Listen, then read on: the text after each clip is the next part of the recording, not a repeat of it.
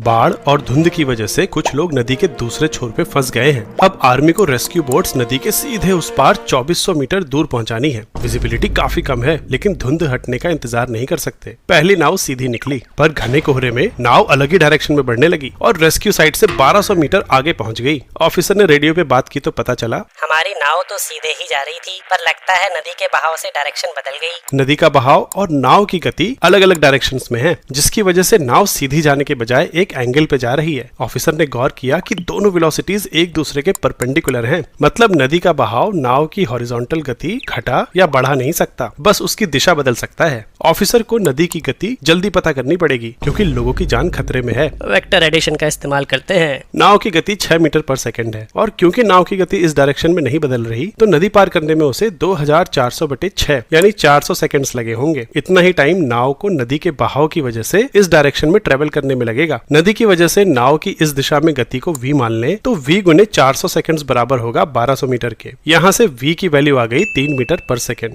अगर नाव यहाँ से थीटा डायरेक्शन में जाए तो बहाव के विपरीत इसकी वेलोसिटी 6 sin थीटा मीटर पर सेकंड होगी। सीधा जाने के लिए नाव की वेलोसिटी के इस कंपोनेंट को 3 मीटर पर सेकंड के बराबर होना पड़ेगा। यहाँ से थीटा की वैल्यू आ गई 30 डिग्री। मतलब नाव को नदी के बहाव की दिशा से 120 डिग्री के एंगल पे निकलना होगा। अब रेस्क्यू ऑपरेशन के लिए कोहरा छटने का इंतजार करने की जरूरत नहीं।